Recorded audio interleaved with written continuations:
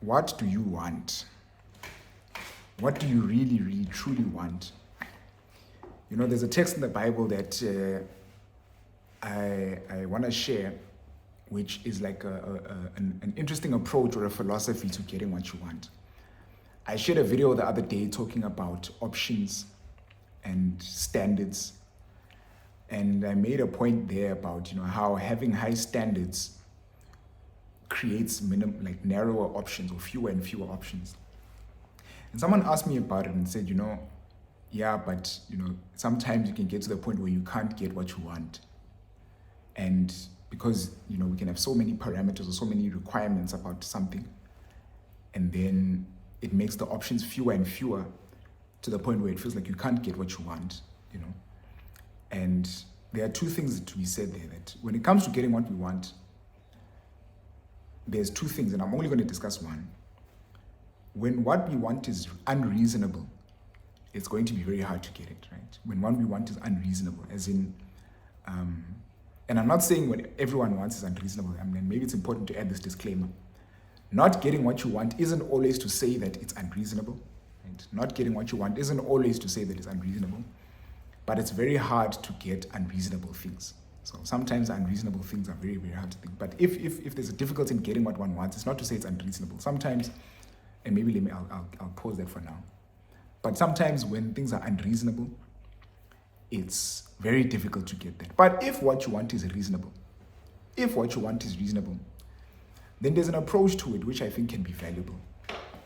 If what we want is reasonable, now let's assume that you and I want things that are reasonable.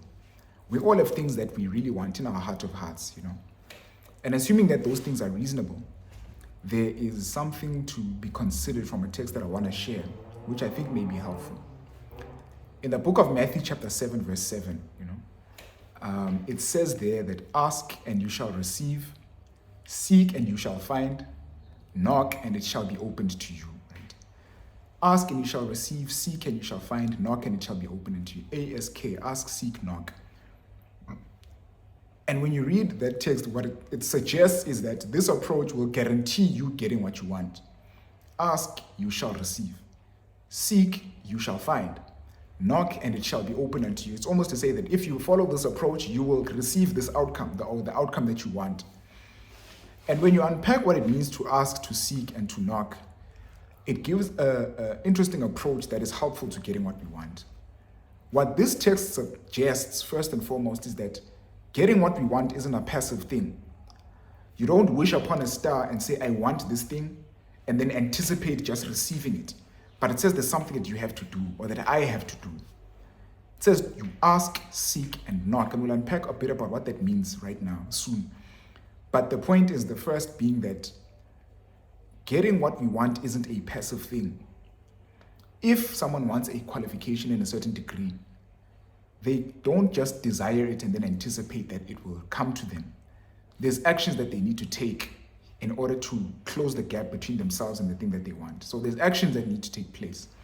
And the question might just be, what are those actions? That am I doing the right actions to enable me to get the thing that I want? So there's, first of all, there's initiative that must be taken, right? Being proactive. That the things we want, whatever the thing may be that we want, even if you are a praying person, even if you're a believing person, it's not a passive thing that comes with getting what we want.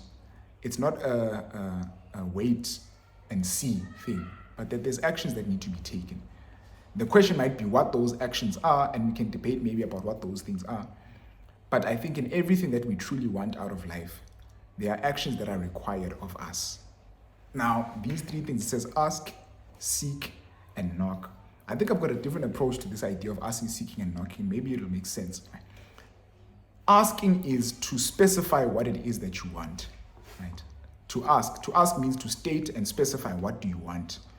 To clearly outline it, to detail it, to specify this is the thing that I want, or the things that I want.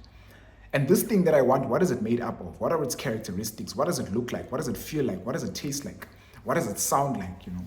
Specify and state and outline what it is that we want. So if someone says, I want a car, okay, fine, there are millions of cars out there. But I want a car that is a two-door, a hatchback, or a a sedan, a blue car, a red car, a BMW, a Ford, whatever. To specify what it is that you want, because if you're too generic, you won't know it if it comes to you, right?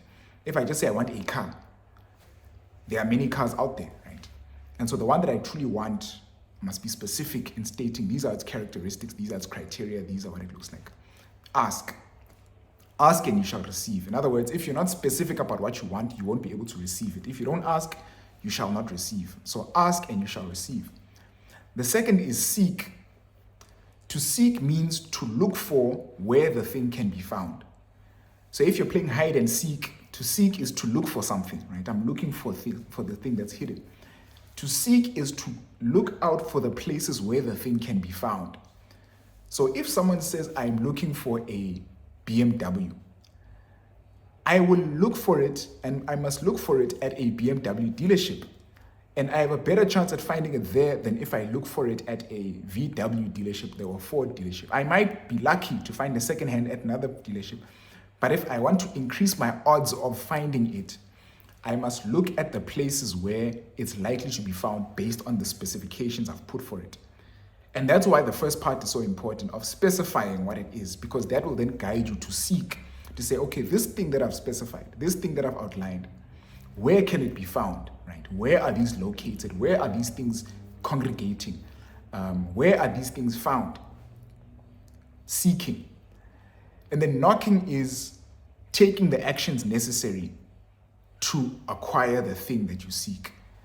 And it may vary obviously from item to item depending on what it is that you seek, but to knock is to take the actions necessary to acquire or to obtain the thing that you want. Having specified it, having located it, it's then to take action on what steps must be taken to obtain or acquire that thing.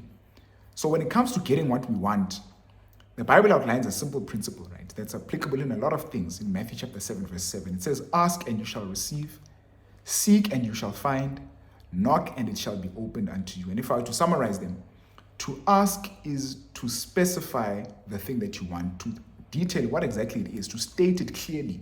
That's what it means to ask. To seek is to look for where it can be found. So this thing I've specified, where can these things be found? And then to knock is to take the actions necessary to obtain the thing that you want to acquire.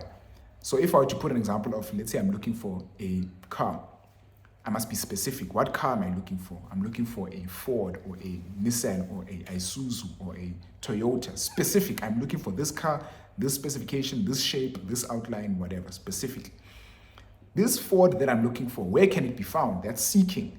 Okay, Fords are found at Ford dealership. There's a Ford dealership in Joburg. There's a Ford dealership in Pretoria, whatever. Let me go to those Ford dealerships to find what I'm asking for. And then to knock, it's to then take the action to say, okay, how much is this thing? Do I have the money for it? If I don't have it, what actions do I need to take to get the money? Do I need to finance it? Do I need to earn more money? Do I need to increase my income, etc., etc.? What actions do I need to take to obtain the thing that I say I want? I don't like talking about relationships, and those who know me have heard me say this before. But this is the context in which I was asked the question. And even when it comes to relationships, I think it may be applicable. I'm no expert. I'm really not an expert at relationships. Definitely not. But to ask is to specifically state what it is that we want, and in the other video, someone might call it standards. Specifically state, okay, this is what I want. And again, it must be reasonable, right?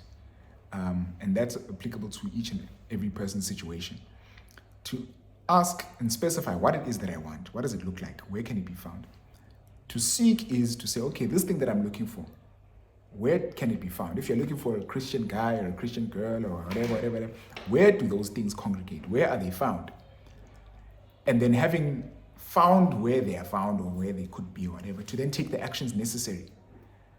And when it comes to the things that we want but are not obtaining, the question we should be asking for is that, number one, have we been specific about what we want? If it were to slap you across the face, would you know that it is what you are asking for? Have you been specific? And having specified what you're looking for, have you looked for it? Have you tried to do a research on where it can be found?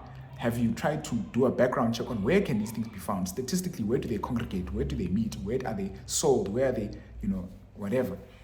And then what actions have you taken to obtain it? It's only then that we can really complain about that, no, this thing is not obtainable. Is that I have sought it, I have asked for it, I've specified it, I have taken all the actions possible. And it says, ask and you shall receive, seek and you shall find, knock and it shall be opened unto you. I hope that makes sense. Let me know what you think. If it makes sense. If maybe there are places where it's not applicable, maybe where there are places where you just need to wait and see. I don't know. I don't think so. But it's an approach, man, that has helped me when I think about the things that I want, to say, when I want this thing, what exactly does it look like? You know, what are its characteristics? What are its features?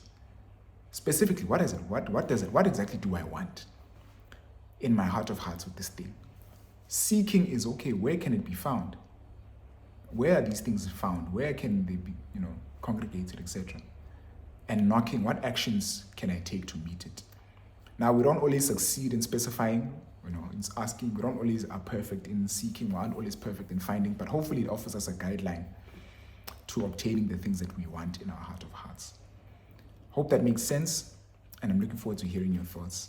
Otherwise, thank you for tuning in, and we'll check you next time.